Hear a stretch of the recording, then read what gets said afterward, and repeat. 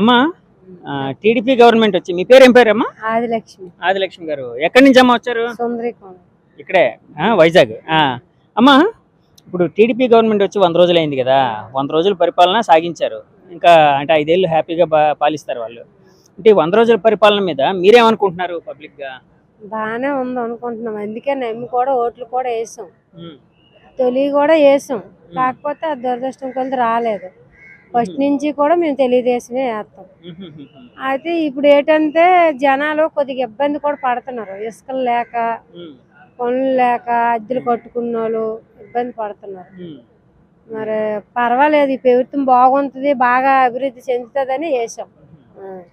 గత ప్రభుత్వం YCP government Jagan గారి ప్రభుత్వంలో మరి ఇసుక అవన్నీ అంటే అప్పట్లో పడ్డాం, చాలా ఇబ్బంది పడ్డాం. ఇబ్బందులు ఉన్నాయి. కాకపోతే అప్పుడు ఏంటంటే కొనుక్కుంటే వచ్చేది, ఇప్పుడు కొనుక్కున్నా దొరకట్లేదు అంటున్నారు. అంటే ఇప్పుడు ఫ్రీ ఇసుక విధానం అంటున్నారు కదా, ఫ్రీగా ఇస్తామన్నారని లేట్ చేస్తుంటారు.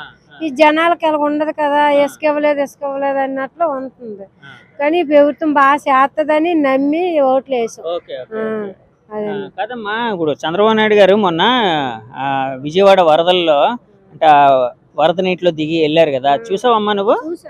ఏమనిపించింది అమ్మా నీకు? ఏమనిపించింది అంటే వయసున వాళ్ళు కూడా చేయలేని పని అతను చేశాడు.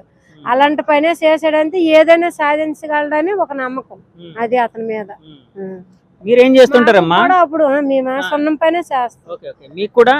మాకు కూడా ఒకప్పుడు అతను గెలిచేటప్పుడు పసుపు కుంకం కింద 15,000 3 ట్రిప్పులు వేసాడు. ఏదైనా మంచి చేస్తాడని నమ్మి ఓట్లు వేసాం.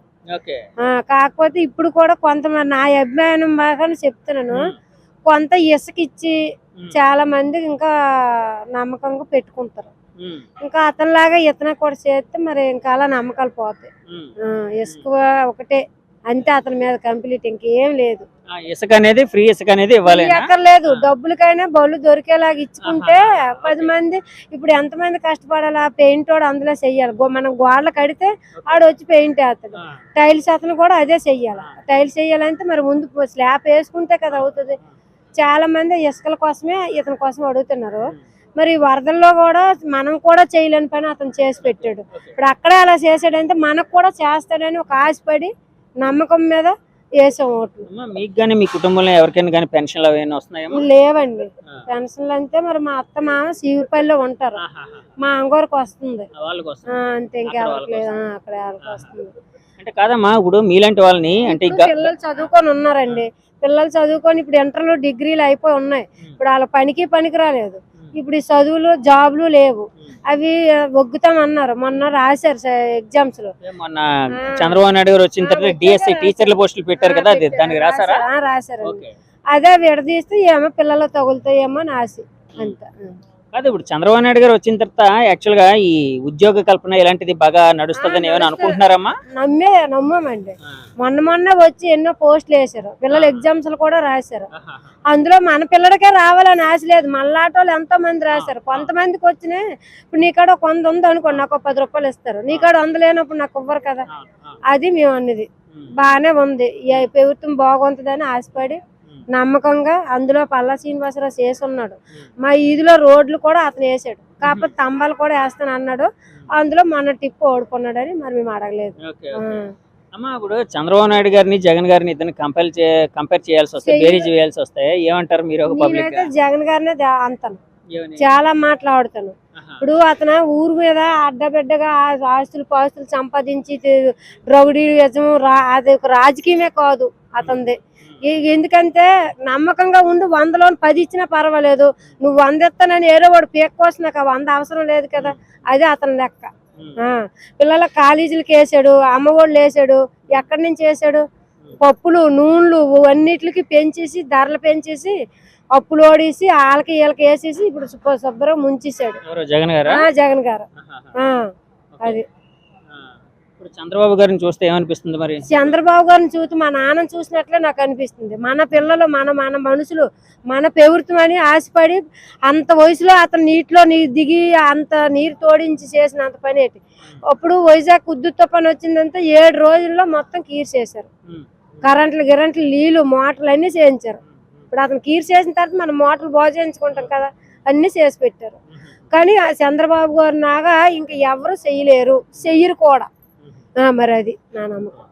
పవన్ కళ్యాణ్ గారు డిప్యూటీ సీఎం అయ్యారు కదా, దాని మీద ఎలా ఉంది మీ పవన్ కళ్యాణ్ అభిప్రాయం? గారు అతను ఏసీడీసీ మనిషి, చెయ్యాలనుకుంటే ఎలాంటి వాళ్ళకైనా హెల్ప్ చేసేస్తాడు.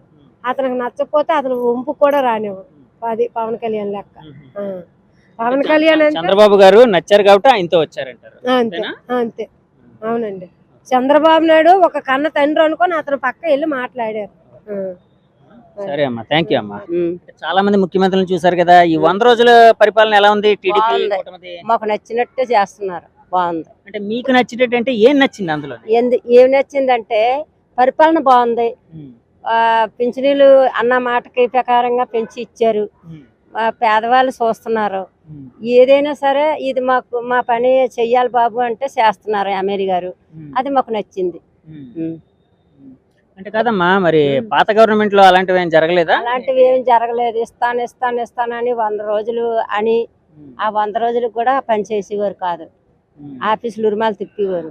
వీళ్ళు అలా కాకుండా వీళ్ళు బాగా చేస్తున్నారు ఈ పరిపాలన వచ్చిన కాడ నుంచి. మాకు నచ్చింది. ఇప్పుడు చంద్రబాబు నాయుడు గారు జగన్ గారి కోసం ఇద్దరిని కంపేర్ బేరీ చేయాల్సి వస్తే ఏ నాయకుడు అంటే మీకు ఇష్టం బాగా? మాకు ఏ నాయకుడు అంటే ఇష్టం? చంద్రబాబు నాయుడు అంటేనే మాకు ఇష్టం. ఎందుకమ్మా చంద్రబాబు నాయుడు గారే? అంటే మాకు తెలుగుదేశం దేనికైనా ప్రజలకి అన్ని సహాయకారాలు అందించారు కనుక అతనే మాకు ఇష్టం. చంద్రబాబు నాయుడు అతనిది బోకర పని బోకరగా ఎవరు ఉన్న వాళ్ళకే చూశాడు. ఎవరమ్మా అతను జగన్మోహన్ రెడ్డి పేదవాళ్ళని మాత్రం అడిసి తొక్కాడు. కానీ ఆయన అంటే వాళ్ళు వైసీపీ నాయకులు అంతా చెప్పేది ఏంటంటే పేదలకి మా ఎస్సీలు, మా బీసీలు, మా ఎస్టీలు అంటే పేదవాళ్ళకి జగన్ గారు చేసినంత ఇదిగా ఎవరు చేయలేదని చెప్తారు. మరి ఎవరు ఏం చెప్పినా సరే గాని తెలుగుదేశం వాళ్ళలాగే ఎవరు చేయలేరండి. చంద్రబాబు నాయుడే మహారాజు తండ్రి, ఎక్కడున్నా సరే చల్లగా ఉండాలా. అందరికి పేదవాళ్ళు కలిగిన వాళ్ళు కాకుండా అందరినీ ఒక తోవ నడిపించి అమ్మ మీరు ఉన్నవాళ్ళని గర్భం కాదు, లేని వాళ్ళని పక్క తొయ్యకూడదు అనేసి అందరిని ఒక సమానంగా తెచ్చాడు చంద్రబాబు నాయుడు. వార్తలు అవన్నీ చూసావా? విజయవాడలో వరదలు వచ్చినప్పుడు చూసావా? వరదలు వచ్చాయి. ఏం చేశారు చంద్రబాబు నాయుడు గారు? చంద్రబాబు నాయుడు అక్కడ ఉండి అతను ఏమోట ఆ రైలు పట్టాల మీద కూర్చొని ఆయన పేనం కూడా పోయినా సరే అలా నిలబడి ఇంకొక ఆయన తొయ్యకపోతే ఆయన సెల్ఫోన్ కదా, సెల్ఫోన్ కదా, ఆయన పేనానికి కూడా చూసుకోకుండా పేదలకు అన్ని సాయ సహకారాలు అందించాడు కనుక ఆయన గొప్పవాడు మాకు. అది ముందు గెలిచినప్పుడు ఇవన్నీ మొత్తం మునిగిపోతే, కరెంట్ లేకపోతే, నీళ్ళు లేకపోతే ఇక్కడ ఉండి ఆ ప్యాంట్ వేసుకొని తువ్వాలు వేసుకొని భుజం మీద ఆయన ఇంత కష్టపడి 3 రోజులు కరెంట్ తెచ్చి ఇచ్చాడు. ఆయన గొప్పవాడా? ఇతను గొప్పవాడా? ఇతను గొప్పవాడు. ఆయన ఈయన అంటే ఎవరో జనానికి తెలియాలి కదా, ఆయన ఎవరు ఈయన ఎవరు? చంద్రబాబు నాయుడే గొప్పవాడు. చంద్రబాబు నాయుడే కష్టాలు పడ్డాడు. ఆడ ప్రతి జనంతో కూడా కష్టాలు పడ్డాడు. మునిగిపోయి అన్ని చెట్టు చేమ తీయించి రోడ్లు శుభ్రం చేయించి అన్ని జాగ్రత్త చేశాడు. ఎప్పుడమ్మా ఇక్కడ హుదూద్ తుఫానికి అప్పుడు కూడా అందరికి ఏది ఎవరికేమి కాయగూరలు అవి ఇవి అన్ని సహకారాలు చేశాడు. మళ్ళీ ఎలక్షన్ 2029లో కదా, 2024 ఇంకో 5 ఏళ్ళ ఎలక్షన్. ఇప్పుడు కూటమి ప్రభుత్వం అయితే వచ్చింది. మళ్ళీ నెక్స్ట్ ఎవరు వస్తే బాగుంటది? ఎవరు వస్తే బాగుంటది? చంద్రబాబు వస్తేనే బాగుంటది. బాగుంటదా? తెలుగుదేశం వస్తేనే బాగుంటది. అంటే కాదమ్మా, మరి 100 రోజుల్లోని అంటే మీరు ఇందాక పెన్షన్లు ఇవన్నీ చెప్పారు కదా, మరి మీ మనవరాళ్ళు వాళ్ళు ఉన్నారు కదా, చదువుకున్న పిల్లలు వీళ్ళందరికీ అంటే ఉద్యోగాలకు సంబంధించి ఏదైనా జరిగిందని భావిస్తున్నారా మీరు? ఏమనంటే మరి ఇప్పుడు ఇంకా చేసుకొస్తానని చెప్తున్నారు. మరి అతను ఆ యాపతిలో ఉన్నారు. వచ్చిన తర్వాత మాకు కూడా బాబు మా పిల్లలు ఎలా ఉన్నారు, మేము బతకలేకపోతున్నామంటే ఏదో తెర చూపిస్తారు. ఆ నమ్మకం మాకుంది. మరి ఆ నమ్మకం ఉండే ఇక్కడ కూర్చున్నాం మేము వచ్చి. ఈ బాబు కూడా ఎమ్మెల్యే గారు కూడా చాలా మంచి వ్యక్తి. మాకు ఇల్లు స్థలాలు అన్నీ మాకు ఇచ్చినాయి. ఆ తల్లిదండ్రులు ఇవ్వబట్టికే ఈ రోజున మేము పిల్లలు తల్లితోని మేము ఆ పల్లవాళ్ళ పేరు చెప్పుకొని ఇంతవరకు మేము వచ్చాం. బైడమామ కాలనీ అంటే ఆలోచిందే, ఇందిరా కాలనీ అంటే ఆలోచిందే, శివగిరి కాలనీ అంటే ఆలోచిందే. ఎవరు పల్లా శ్రీనివాసరావు గారు ఇప్పుడు రాష్ట్ర అంటే కాదు అదే తెలుగుదేశం రాష్ట్ర అధ్యక్షులు ఎవరైతే ఉన్నారో గాజువాక ఎమ్మెల్యే ఎవరైతే ఉన్నారో ఆ పల్లా శ్రీనివాసరావు గారు తల్లిదండ్రులు తండ్రి గారు ఇచ్చారు. వాళ్ళ తండ్రి గారు వాళ్ళ తండ్రులే ఇచ్చారు మాకు. వాళ్ళ తాతలు వాళ్ళ తండ్రులు అందరూ నిలబడి మాకు ఇంత తలం ఇస్తే ఈ రోజున మేము తల్లి పిల్లలు అందరం బతుకుతున్నాం. కూలీ నాలి చేసుకొని అయినా సరే వాళ్ళ పేరు చెప్పుకొని ఈ రోజు మా మనవలు పెద్దోళ్ళు అయ్యారు. మా పిల్లలు వాళ్ళకి ఏదో తెరవ అయినా చూపిస్తారు. శ్రీనివాసరావు గారు చూపిస్తారు. ఇంక మాకు ఎవరు ఉన్నారు మరి అతని కన్నా మాకు ఎవరు గొప్ప వాళ్ళు లేరు. అది అందుకే మేము ఇక్కడికి వచ్చి కూర్చున్నాం. ఆయన వస్తారని. రాష్ట్రంలో చంద్రబాబు నాయుడు, ఇక్కడ శ్రీనివాసరావు, పల్లా శ్రీనివాసరావు. మాకు అతనే దేవుడు. ఇక్కడ అక్కడ అతనిలో ఆయన దేవుడు. సరే అమ్మా, థ్యాంక్ యూ అమ్మా. టీడీపీ కూటమి ప్రభుత్వం ఏర్పడి 100 రోజులైంది కదా, 100 రోజుల పరిపాలన అనేది జరిగింది. ఈ 100 రోజుల పరిపాలన మీద పబ్లిక్గా మీరేమనుకుంటున్నారమ్మా? చాలా బాగుంది, చాలా బాగుంది. అసలు ఇంకేం చూడక్కర్లేదు. అన్నీ బాగున్నాయి. అన్నీ బాగా పెన్షన్లు ఇచ్చేవాళ్ళకి కూడా అన్నీ బాగున్నాయండి. తర్వాత ఏమో ఈ పిల్లలకు కూడా అంతా బాగానే ఉంది. ఉద్యోగాల గురించి కూడా అన్నీ చెప్తున్నారు. పవన్ కళ్యాణ్ గారు కూడా అన్నీ బాగా చెప్తున్నారు. పల్లా శ్రీనివాసరావు గారు కూడా అన్నీ ఎవరు వచ్చినా ఏం చేసినా అన్నీ బాగానే ఉంటున్నాయి. అంటే ఈ 100 రోజుల పరిపాలనలోని అంటే ఎలాంటి డెవలప్మెంట్ జరిగింది అనుకుంటున్నారు మీరు? అంటే మీరు గమనించినంత వరకు. నేను గమనించిన వరకు డెవలప్మెంట్ అంటే మా ఆయన అయితే బాగా చెప్తారండి. మీకు తెలిసింది చెప్పండి. చెప్తా డెవలప్మెంట్ అన్నీ వింటున్నామండి. చాలా బాగుంటున్నాయని అంటున్నారు అందరూ కూడా.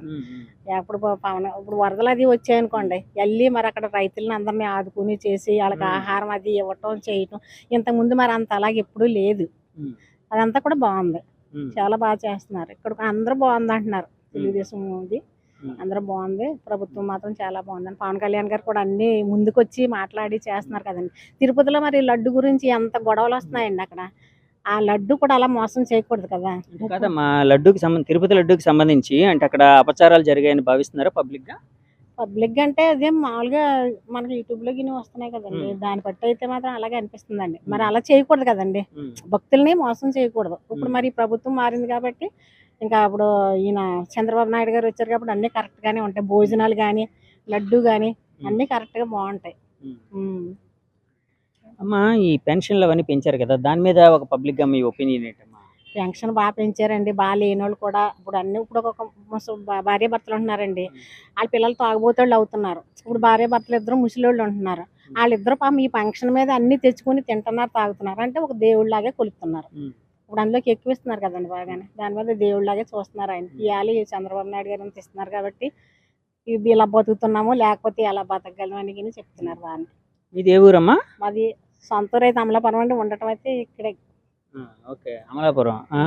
సో అంటే ఆంధ్రప్రదేశ్ మొత్తం కవర్ చేస్తున్నారు, కోస్తాంధ్ర అంతా కవర్ చేస్తున్నారు.